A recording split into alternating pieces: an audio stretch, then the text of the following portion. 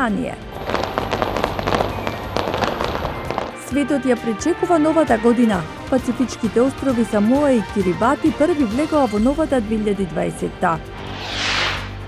Годината што измина во Северна Македонија од перспектива на американските законодавци и политичари. До каде стигна човештвото освојувајќи Вселената? Останете со нас.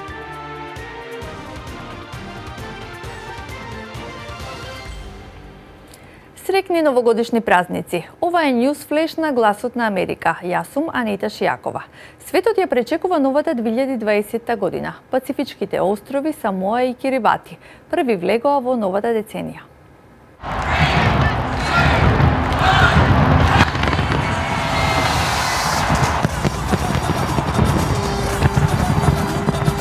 Жителите на Нов Зеланд и другите пацифички острови први ја прославија новата година со спектакуларен огномет. Во Австралија традиционалниот огномет се одржа во Сиднеј, но другите градови ги откажа огнометите стравувајќи од ширење на пожарите.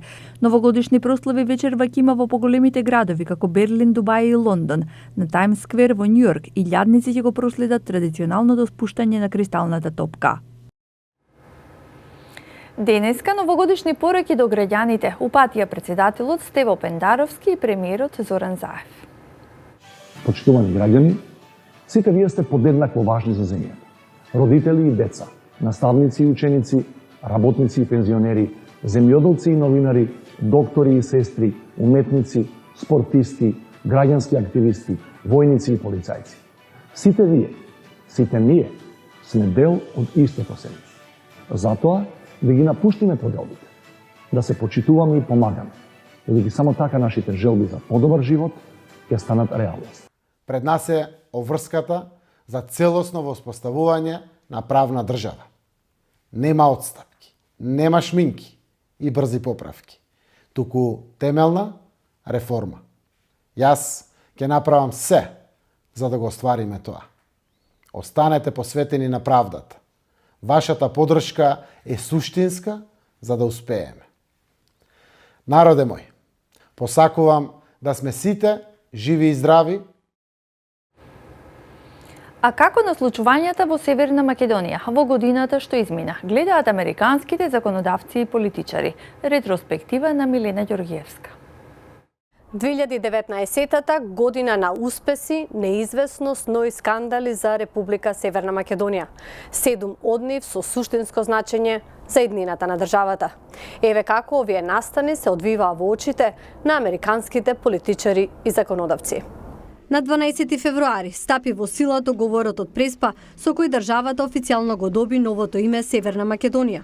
За власта по големиот дел од јавноста и меѓународната заедница, ова представуваше најголем успех во поновата историја, кој го отвори патот на државата кон Европската унија и НАТО. Договорот беше потпишан со посредништво на САД, кои вршеа мониторинг на сите случувања во државата на внатрешен и на надворешен план. Ова е одлична вест. Јас бев во Македонија и Грција во септември пред референдумот. Ова е уште еден од оние договори кој решава проблем што се провлекува со години, како што беше случајот со Косово и Црна Гора. Кусо по ова на 12 јуни, Комисијата за надворешни работи на Сенатот го разгледа пристапувањето на Северна Македонија во НАТО, кој пак наесен беше ратификуван од Сенатот со 91 глас за и 2 не. Председавачот Джеймс Риш во интервју за Гласот на Америка тогаш рече: For North Macedonia and for the Balkan region, it closes what's been kind of a hole there. Мислам дека со ова ќе се пополни голема празнина што постоеше во Северна Македонија и на Балканот. Веруваме дека државата ќе биде цврсто дополнување на НАТО силите во регионот. Дојде и негативен сигнал од Европската унија. Државите членки не ја прифатија препораката на Европската комисија да ја даде на државата датум за почеток на преговори со Европската унија. Would encourage people to, step back and have a big picture perspective on this. Јас цврсто ги охрабрувам политичката класа и граѓаните на Северна Македонија да останат обединети во овој процес, да останат посветени, да имаат верба дека сите ние сме посветени на интеграцијата на Северна Македонија во Европската унија. 15 јули тогашната специјална јавна обвинителка Катица Јанева си даде оставка, за потоа на 21 август да биде уапсена како второ осомничена во случајот Рекет. Таа сега се наоѓа во домашен притвор. I don't know of an example. Не знам друг случај кога е назначен специјален обвинител, а на крај да излезе дека таа личност била корумпирана. Ако тоа се докаже, во овој случај би било разочарувачки и страшно. 18 октомври, Франција стави вето за датумот за пристапни преговори со Европската Унија. And I think the European Union also needs North Macedonia. Мислам дека и на Европската Унија и треба Северна Македонија. Нема да судам за тоа какви критериуми се потребни за да се затвори ова прашање со датумот, но се надевам дека сигурно ќе се реши. Следниот ден, 19 октомври, премиерот Зоран Заев побара предвремени избори. Во преговори со опозицијата, тие беа закажани за 12 април 2020 година. И крајот на годината заврши со успех. Прв пат државата учествуваше на самит на НАТО, кој се одржа во Лондон. Македонија ќе биде 30-та држава која ќе влезе во НАТО. Се надевам дека, како што се движиме напред, преку заедничка работа и комуникација, ќе овозможиме таа што побрзо да влезе во алијансата. Тоа е особено значајно за светската безбедност. А фотографијата која споделуваа и лидерите на НАТО беше онаа на која македонското знаме се вееше со знамињата на најголемите сили во светот. 2020-та пак се очекува да биде потенцијално одлучувачка за ЕУ перспективата на државата, која претходно треба да преживее уште едни предвремени парламентарни избори. Јас сум Милена Ѓоргиевска, ви посакувам среќна нова година и божитни празници.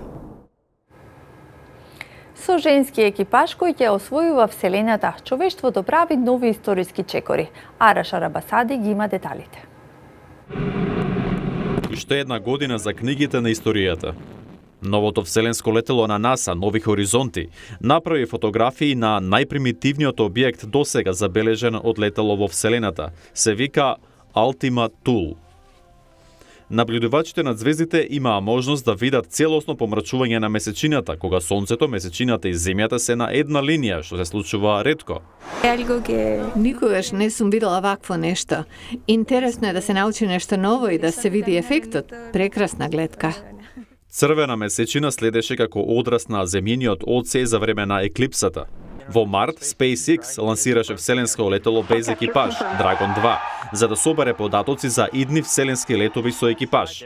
Самото се приклучи на меѓународната вселенска станица наместо да биде помогнато од роботската рака.